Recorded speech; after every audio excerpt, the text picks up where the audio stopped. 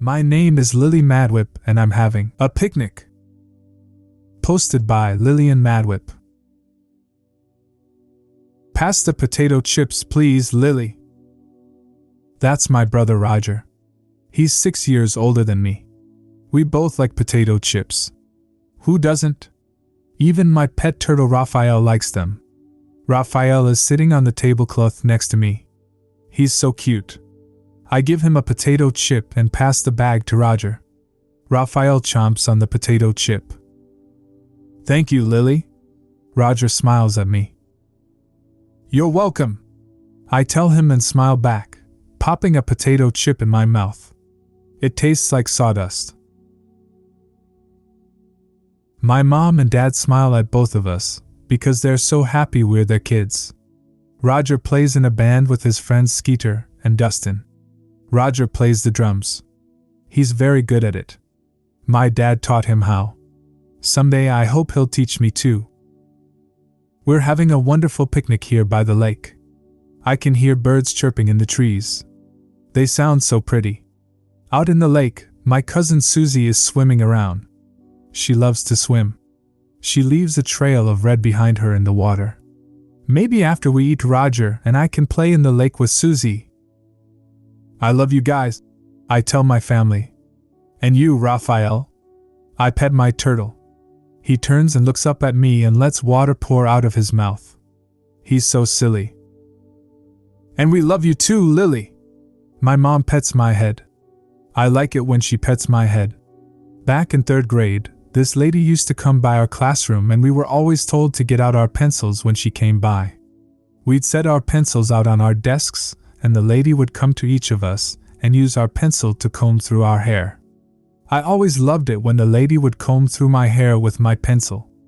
I told my mom about the nice lady who would visit our classroom and gently comb our hair, and she told me it was the school nurse and she was checking for lice.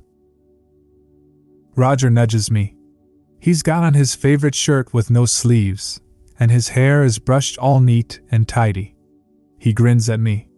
Look what I found. He hands me my foil Charizard. Hey, that's mine! Susie calls from down in the lake. She waves at us, but she's got no hand. We all laugh and wave back. Dad stands up and brushes himself off. He's wearing a nice black suit and tie. It must be pretty hot for this sunny summer day. Roger, he says, let's play some music for the ladies. Sounds good, Roger says. He hops to his feet. His belly sloshes because everything inside is mashed potatoes. There's a drum set out on the grass under a big willow tree, and Roger sits down and pulls out his drumsticks. He pours out the snare drum and gives it a tap. My dad pulls out a harmonica and polishes it on his sleeve. Pardon me, may I join you? Mom and I turn to see a dapper-looking man in a white shirt with a painted-on tie. He's got on black pants and a black vest. He looks very happy, and he bows to us both. My jaw drops. Pachar, is that you? He winks at me. It's time to wake up, Lily. No. Dad and Roger start playing a song, but it doesn't sound like music. Dad blows into the harmonica, and it makes a sound like a siren. Roger strikes the drums, and it sounds like crashing and things breaking. It's not a very good song, but it sounds typical for what Roger used to play when Skeeter and Dutton were over. Out in the lake, Susie is screaming and headbanging to the bad music. Her head kind of bends further back than normal, so she really whips her hair around. I imagine if she had hands, she'd be doing devil horns or something. That's where you put your index and pinky fingers up and hold your middle and ring fingers down with your thumb. Roger used to love to do devil horns while rocking out. Oh dear, Mom says and stands up, walking over to the barbecue grill. Something's burning. Black smoke is coming off the grill and forming dark clouds in the sky. I can smell the hot dogs and hamburgers burning, and it's upsetting because I really wanted a hamburger, but not if they're burned. Get them out of there! I yell to Mom. She turns and looks at me, and her face is all waxy looking and melting. I can still see her mouth and her teeth, but her eyes and her nose are sliding right off her face. "It's too late, Lily," she says. "Everything's burned." Pochar puts his hand on my shoulder. "I warned you," he says sadly. "But I'm not dead," I tell him. The sky is getting dark with the smoke from the grill. Out in the lake, Susie sinks below the surface of the water and leaves nothing but a big red spot where she was. Dad and Roger stop playing the bad song. Dad watches as Mom melts by the barbecue grill, and then looks at me and shakes his head as he starts to melt too. "This is all your fault." I open my eyes. I'm lying on the floor of Meredith's bedroom. Everything's smoky, but I can see some off-white stickers on the ceiling that look like stars and planets and comets. I bet they're glow in the dark. I wish the lights were out so I could see them glow. It's really hot in here. I glance around and realize the room is on fire. That's not good. How long was I out for? The picnic didn't seem, well, okay, the picnic seemed to last about an hour. The wallpaper has flames coming out of it, and even the bed is burning. Nobody's going to be sleeping on that now. There's a crash from somewhere close by, and then the sound of someone struggling. "Meredith?" I say. "Oh my God, I can speak." "Lily," I hear her, but she sounds tired. It has definitely been a long day for both of us. I can't even remember what I had for breakfast. No, wait, I had frosted flakes. That's right. "Lily, I burned her. I burned her right up. I didn't mean to do it." She must be referring to Officer Flowers, the lady in black, the policewoman who carries a totem of Duma, the angel of death and silence. She has been popping up all over the place lately. First the mall, then school. Now she showed up at Meredith's house in the middle of Meredith and Felix making their grand escape. Wait, where is Felix? "Where's Felix?" I ask. It hurts to talk, and I start coughing. "So smoky in here. We need to get out before we burn up." "I don't feel anything." Of course she doesn't. Meredith's fires don't hurt her. Somebody just needs to teach her how to put them out. There's going to be an assembly on fire safety if I recall. Heck, they could have Meredith help teach it. I sit up. Meredith is curled up in a corner, hiding her face. She's sobbing and holding herself and rocking back and forth. Between us there's a person, curled up as well, only they're kind of on fire and not moving. Oh Jesus! I can't tell who they are because they're all black and like I said on fire, but it must be poor Officer Flowers. She smells like burned hamburgers. "We gotta get out of here, Meredith." I choke on the smoke.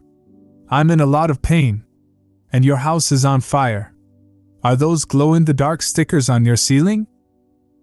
Just leave me." Somebody moves in the doorway to the hall. I turn to look.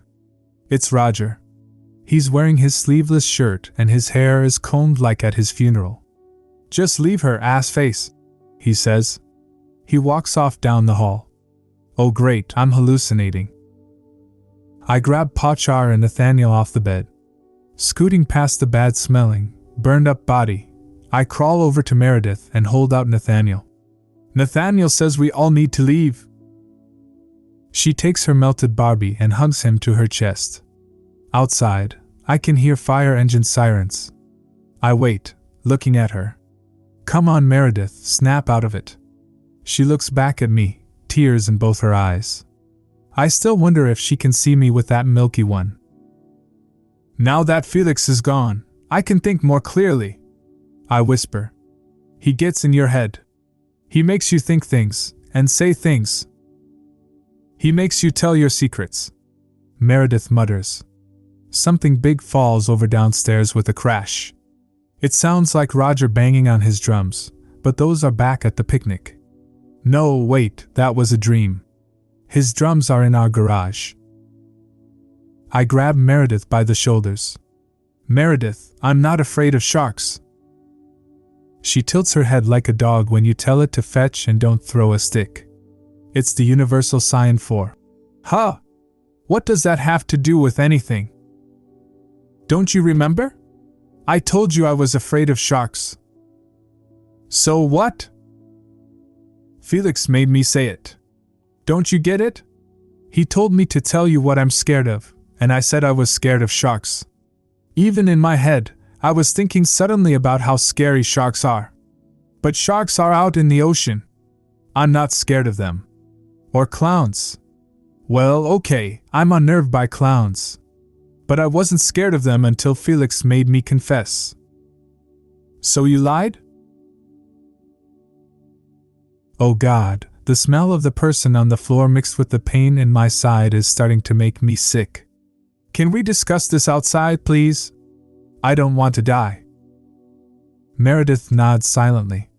She looks at the dead person smoldering on the floor, then looks away and follows me as I head to the door. Just as we approach the hall, a big man in a yellow fireman's jacket and yellow fireman's pants and yellow helmet walks in. He stares at us, then past us at the burned body, then back at us. Girls, stay low. I'll get you out of here, just give me a second. Are you real? I ask him. Yes, I'm real, he says. Okay then.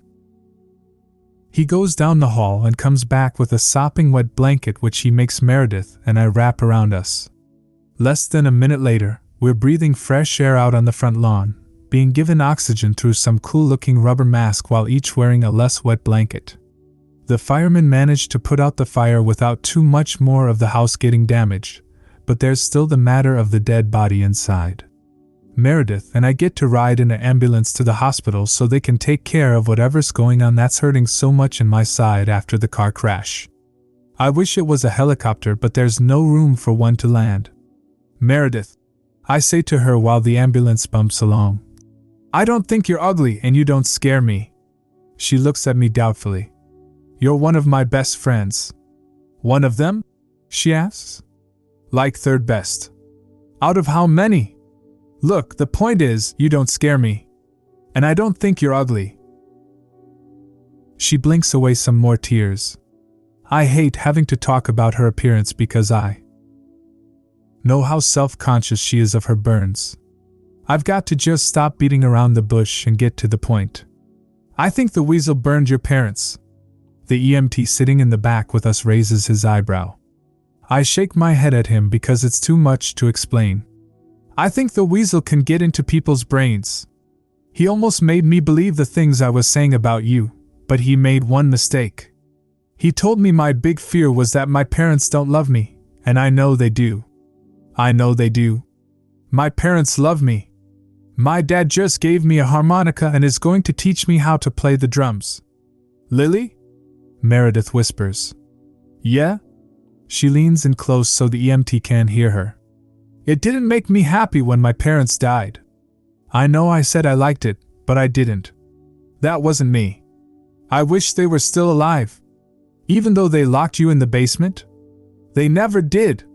She covers her mouth to stifle a sob. I don't know why I said that. They didn't do that to me, they loved me. Maybe those are the weasel's secrets. I suggest. Maybe when he's around us, he can make other people believe his secrets are theirs. That would mean he did it, right? Do you think Felix killed my parents? Yeah, I do. You know what else that means? What? The weasel is scared of clowns. At the hospital, I'm taken to get an X-ray while Meredith's foster dad meets her and gets her checked out. Apparently her foster mom, Mrs. Lake, is alright and just suffered a minor concussion from Felix banging her head against the wall, the jerk. I'm glad she's okay. Before we part, Meredith gives me a strong hug. I hug her back and whisper, "Watch out for weasels." After all, Felix is still out there.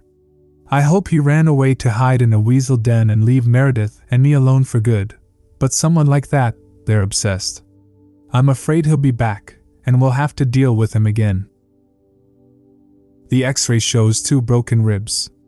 To me, it feels like my whole insides were run through a blender. They put some sticky bandages on me and tell me to just rest and don't do any acrobatics. Also, avoid any more car crashes. That last part seems sadly harder to avoid than the first part. I've been in 2 serious ones in just 3 months after all. On the other hand, you see, Pachar? You were telling me that things were going to end badly. I mean, I guess they did for Officer Flowers. I feel bad for her. I wish I knew what she was about. Dumas said she wasn't there for me. I wonder who she was there for, because I don't think she went there for herself. Of course, with all us people and our totems and our angels together in the same place, it seemed to be scrambling the wires or something. Officer Flowers came for one of us and ended up being the one who died.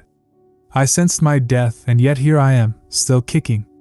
Well, okay, I better not kick anything right now. I breathe a sigh of relief and wait for my parents to come pick me up. I'm sorry, Lily, Pachar says. It's okay, even you, my best friend, can make a mistake from time to time. My mom eventually comes into the room, red-faced. She's been crying, and at the sight of me lying there waiting, all bandaged up, she breaks into crying again. She doesn't normally cry all that much, but maybe the whole thing with losing Roger in a car crash and then having to go to the hospital because I was in another one, it's probably all been too much for her. We hug and I pet her head. It's okay, I'm okay. I saved Meredith. I know you did, sweetie, she says, kissing me on the forehead. I suddenly remember that I don't know what happened to my dad. Is Daddy okay? Mom looks at me and holds my hands. She squeezes them just a bit too hard, but I don't cry or pull away, because I need to let her do it. She shakes her head so slowly. So very, very slowly. She blinks away tears. That man that attacked you, he apparently tied up your father and put him in the trunk of the car. Oh God. He was in the trunk the whole time. The car that I made crash. If I hadn't made Felix crash the car, maybe. I start to cry with her, and hug her, even though it hurts to be hugged. He's in intensive care. He suffered a lot of internal injuries, but he should be okay. Can we go see him? Sure. We can go back there and wait together, okay? She takes my hand and we head down to the ICU. I get this churning feeling in my gut as we walk past nurses' stations and doctors' offices. Maybe it's the pain medication they gave me earlier for my ribs. As we walk, I look down at the shiny tiles. I wonder how much mopping has to get done to make this place always look so clean. Except there, where there's a spot of blood. And there. In fact, actually there's a lot of blood splatters. It's becoming hard not to step in them. I'm surprised that Mom is just walking through it all carefree in her expensive shoes. Normally if she gets even a scuff mark on them, she goes ballistic. I guess there's more important things than shoes at the moment. I mean, I know there is, but Mom doesn't always think so.